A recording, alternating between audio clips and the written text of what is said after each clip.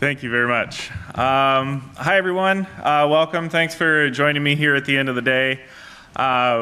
This presentation, just to give you a general framework, is targeted at incorporating scholarly research into online teaching practices. So my idea here is to take some of the things that I've read in scholarly research, connect those to specific practices, and then further connect those to the features in Moodle that support them. So we're going to try and draw a straight line from the research directly into the LMS with high-impact practices. So I intentionally left AI out of this title and have left it out of the presentation, and I hope that it's going to make sense why. Not that it isn't present, but that I hope that as we enter a new age where AI disrupts education, we maintain an anchor, we maintain a root in what we know is effective in terms of teaching students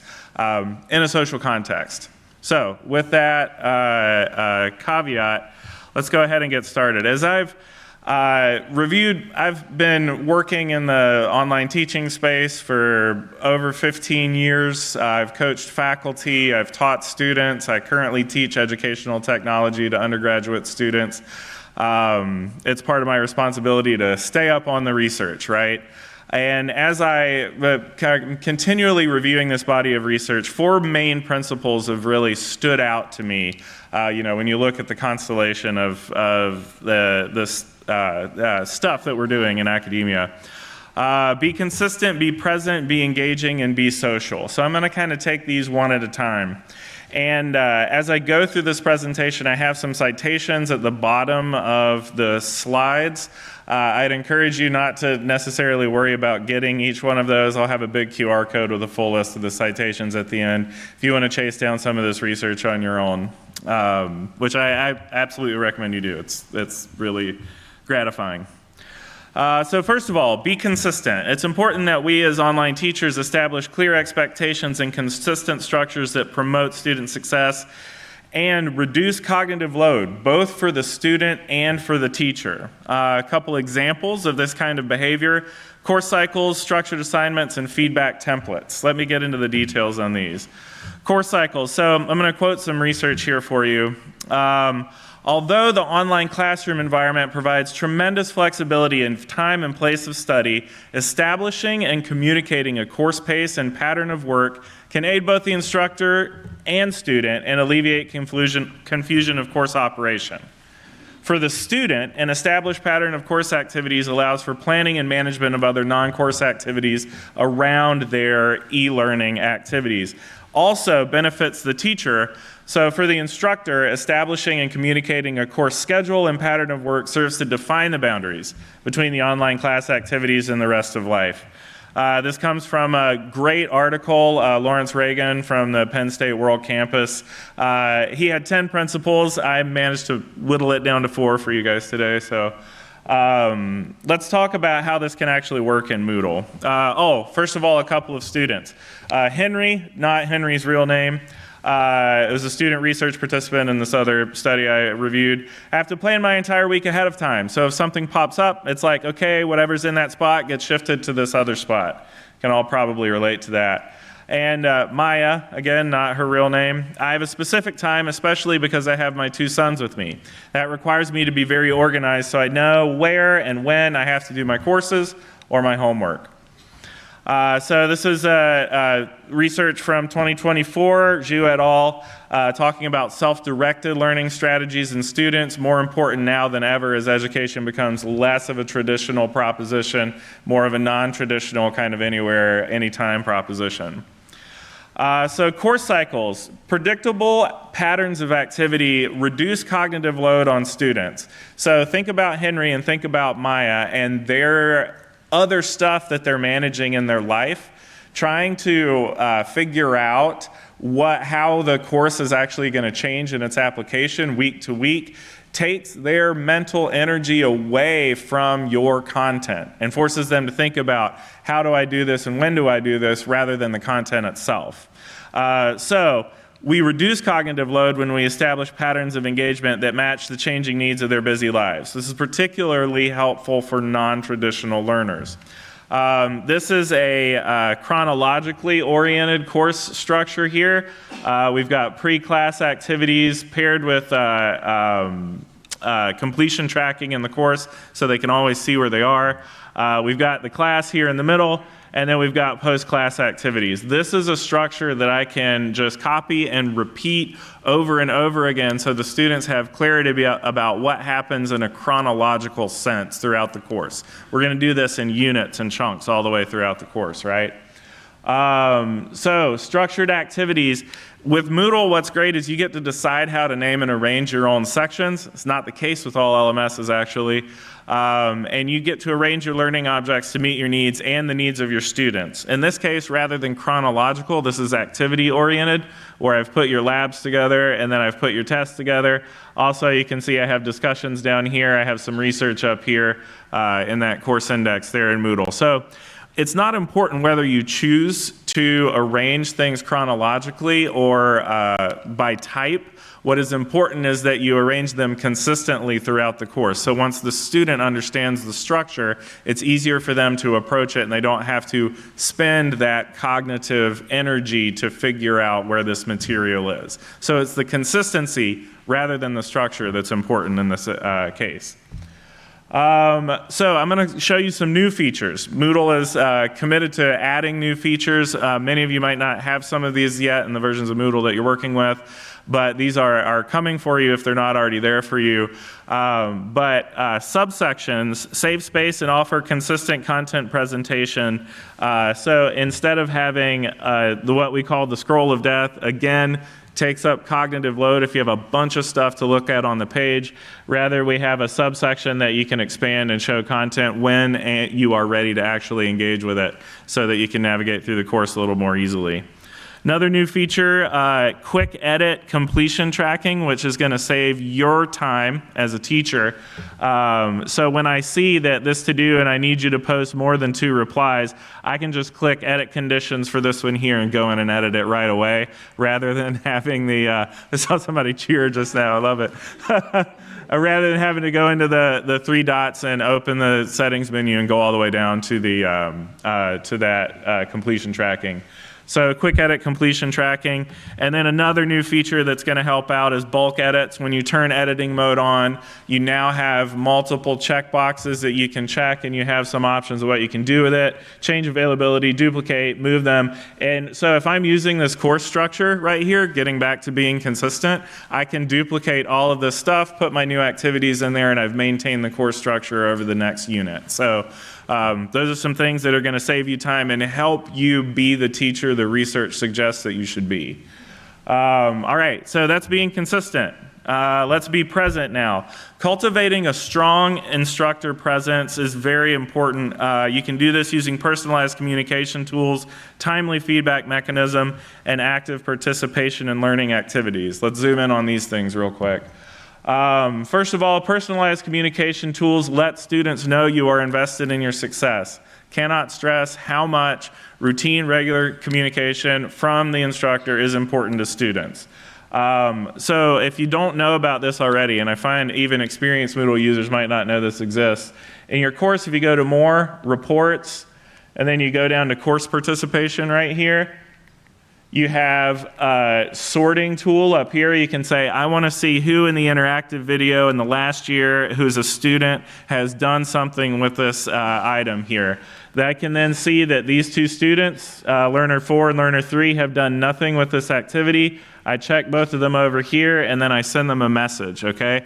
That opens up a dialogue where I type in a message, and I can send to those 2 users saying, I see you haven't viewed our interactive video yet. Do you need help finding it? Did you misunderstand the assignment? Something like that. So you can give them support and proactively message them. You only have to type that message once. I would suggest you type another message that is a positive affirmation to these people that did it, because they need to be communicated with proactively as well. So as you are both correcting people, you should also be rewarding and celebrating those students who are positively participating in your class.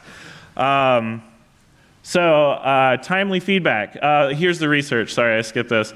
Because students generally benefit from early interventions and sustained attention at key transition points, faculty and staff should clarify institutional values and expectations early and often to prospective and matriculating students. That's what this tool is doing for us. This Ka et al. Article from 2008 that's where that quote comes from. All right. Another thing that's as important for you as it is for the students is to set clear communication boundaries. The temptation to reach out and be available to the online learner at all times is hard to resist when the laptop and wireless computers make accessing the course so easy. That's again from Lawrence Reagan, the 10 Principles from the Penn State World Campus. A bonus option for this that I find is good and can serve as an icebreaker is pose this question to your students. How do you expect me to communicate with you, and what can I expect from you? What is a reasonable time frame for me to communicate with you? I find it's, within one business day, 24 calendar hours during the week, and then not on the weekends. That's just my preference, but you need to protect your time as well as protecting the students' expectations about when they can hear back from you. So, a couple of new features again. I'm going to end each of these with some new features to tell you about how this is going to help you with these ideas. Be consistent with automated application of percentage penalties for differing degrees of lateness. You can now apply rules to if you're 6 hours late, you get a 10%, one day, 20%, et cetera. You can apply these rules so that the teacher can just grade, reduce their own cognitive load, and just grade and let these late penalties be automatically applied. That helps with consistency as well as efficiency. Due date notifications, automated notifications. You don't need to tell your student when a quiz is opening. You can set up those automated notifications so that they go out directly. And then also, if someone goes overdue, you can notify them that it's time for them to think about that because they've gone overdue. That's another new feature. If it's not available for you now, it will be when you update to the version that's got that one. All right, so that's being present. Remember, being there with students and being present online is, I think, even more important than, it's harder than being present in a classroom, I'd say. You want to establish yourself that you're there in the digital space with them while they're on their learning journey. Be social. Foster a vibrant social learning community where students can connect, collaborate, and learn from each other. Some of you might recognize the name Dougiamas here from this 2003 article. This is the original paper that Martin wrote when he was creating Moodle. And I think that this quote has just infinite shelf life. Privilege of focus on collaborative discourse and the individual development of meaning through construction and sharing of texts and other social artifacts. I don't think there's ever going to be a time where humans are learning and aren't going to benefit from this approach. I've heard it come up a couple other times. I see Fred Dixon was talking about this a little bit earlier. He's here today. But this is what came to mind when you mentioned social constructivism earlier. It's kind of the distillation of that.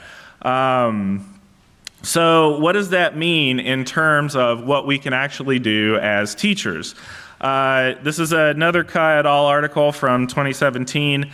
Some examples of social activities. Student engagement in educationally purposeful activities is positively related to academic outcomes as represented by first-year student grades and by persistence between the first and second study years. There are 19 of these listed in this article, okay? I'm not going to give you all 19 of them. I'm going to bring out some that pertain to be social, then I'll bring out some more in the next little section here.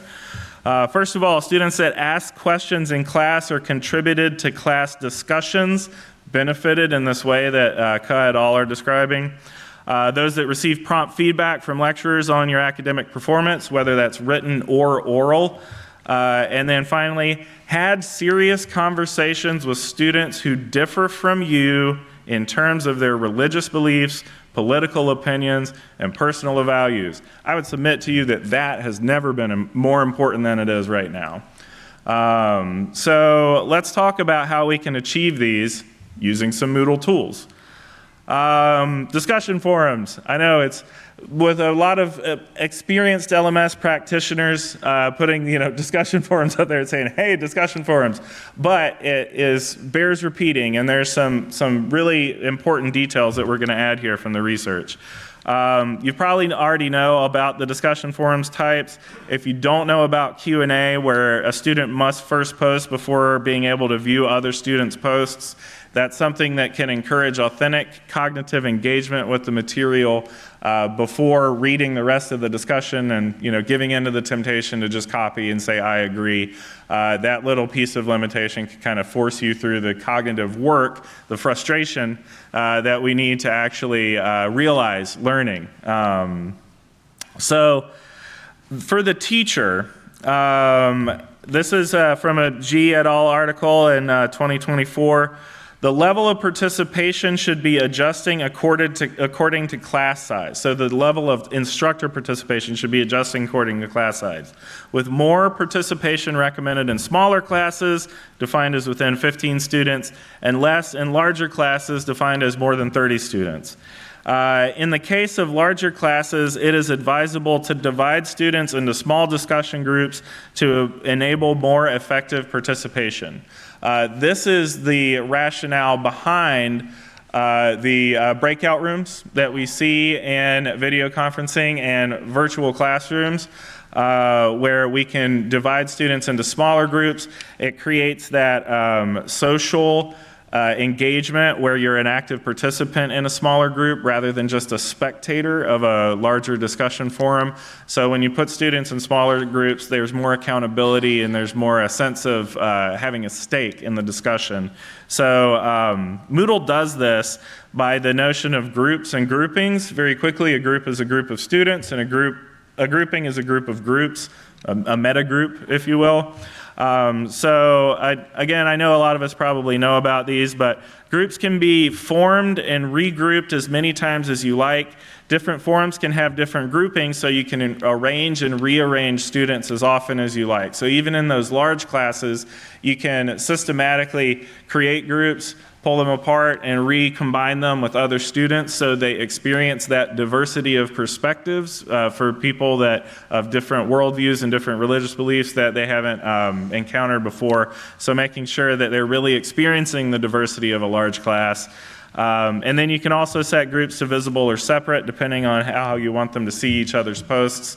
For the benefit of having students in those small groups, separate's probably better because, again, we're trying to reduce cognitive load. We just want them to see what they need to see rather than being overwhelmed by the wealth of information that might be thrown into a discussion forum. Discussion forums, if you don't know about whole forum grading, this is a great tool. Instructors should apply successful facilitation strategies such as establishing detailed discussion rubrics, grading student posts, and providing regular individual feedback. This is again from that G et al. Article from 2024. And if you haven't done whole forum grading, what it does is it allows you to establish a rubric for the whole forum, and you're going to grade a student by their participation in the forum. And as you can see here, these are just student 2's posts. So I just get to see what they've posted in the discussion forum, separated out from the rest of the discussion forum. Makes it easier for me, the teacher, to see how they've participated. And if I need the context, I can call it up by clicking View Discussion or View Parent Post, so that I can actually get that crucial context if I need to give grades to these students. So, a couple of new features that are relevant in the discussion forum. Recording screen, you can be present with quick videos, now with screen recording capability. If you need to just pop in and show a student, hey, I have this on my screen, I want you to have a look at it, you can do that with a discussion forum, give them individual feedback. That's what it looks like in context to the actual posts. Here's a quick screen recording. So that's another new feature that can help with that social presence. So being social. And finally, be engaging. We need to design engaging learning experiences that captivate students, foster deeper understanding, and free up class time to teach and interact with students. So let's get to the impact of student engagement. Student engagement, a range of behaviors that institutions can influence with teaching practices, positively affects grades in both the first and last year of college, as well as persistence to the second year at the same institution, even after controlling for a host of pre-college characteristics and other variables linked with these outcomes, such as merit aid and parental education. This is from a Cut All article from 2008. It is extremely important that they found that even after controlling for a host of pre-college characteristics, that the positive effect on grades isn't limited to those who are predisposed to have their grades positively affected. If you believe that education is about bringing folks together and bridging the gap between those who have been exposed to education in one way and another way, as I do, then this is very important to you, as it is important to me as well. Going further on that, engagement has a compensatory effect on first-year grades and persistence into the second year of college, while exposure to effective educational practice generally benefits all students. The effects are even greater for lower ability students and students of color compared to white students. If you think education is about improving the world and improving people's access to each other and to opportunity, then these findings from Cut et al. should ring a bell for you that these might be practices you want to employ as an educator to achieve that goal. So again, this is where I'm getting back to those 19 effective practices that educators can do. This comes from this Cut article. I've already read this, but use an electronic medium, i.e. chat, internet, etc., to discuss or complete an assignment. Prepare 2 or more drafts of a paper or assignment before turning it in, and worked with classmates outside of class to prepare class assignments. That last one particularly can seem very difficult, but Moodle does have a way to help facilitate this. It is appropriately complex if you've ever used the workshop module. It is a complex module to use, but that is absolutely worth it once you employ it and use it on a regular basis to get students to engage with each other in substantive discussion of their learning artifacts. So basically, the workshop module enables the collection, review, and peer assessment of students' work. Students submit stuff. It can either be typed in directly into the web page, or they can submit files, and then they review each other's work using a rubric together. So how this actually turns out, students assess their peer submissions and they obtain 2 grades, a grade for their submission and a grade for the submission, their assessment of other students' submissions. Now, there's a lot going on, but I'm going to try and explain it here. This student right here has a grade of 73 for their submission. That's the grade for their paper. This is the grade for how well they assessed other students. This assessment grade is determined by a comparison to the reference assessment, which in this case is my assessment, the teacher's assessment. You can see right here, I gave this student an 80 out of 100. I weighted that at 10 times, so my assessment, the teacher's assessment, is worth 10 times as much as any other student's. And then this student gave them an 65, so their grade for assessment is an 86 because they were lower than my 80 that I gave them. This student gave them a 40. They got an assessment grade of 36, which is, appropriately more lower than this one over here. And then finally, this one who gave a 45, they got a grade of 55 for their assessment because it's closer to my assessment than this student's, okay? So this is how workshop module reckons keeping track of how well students are assessing each other in this workshop module. Increases accountability for the students and gives them feedback on how well they're applying the rubric compared to the teacher. Bonus options, set the assessment and submission grades to extra credit in the gradebook. Be generous with feedback because you can actually give the students time to assess each other's work outside of the class graded things. Lastly, in this online world, content is a verb. H5P, we've probably all seen that. Instead of just watching a video, let's get them participating in it. And then finally, I'll leave you with this, my favorite quote, "Memory is the residue of thought," from Daniel T. Willingham's Why Don't Students Like School? This means if you presume for students to remember something or acquire a skill, you need to make them think about it. You need to make them work about it. And that is the best, most succinct way I've ever heard that said. So be engaging. And then lastly, here's the bibliography for anybody who wants to take a picture of that. I think we have just a little time for questions, so I'll take questions as we're able. Thank you, Ryan. Is there any question for Ryan? You are so clear. That is the problem. Thank you. If you have any questions, you can find Ryan. He will be here, and you can chat one-on-one with him. So thank you so much. Thank you so much, Ryan. A round of applause.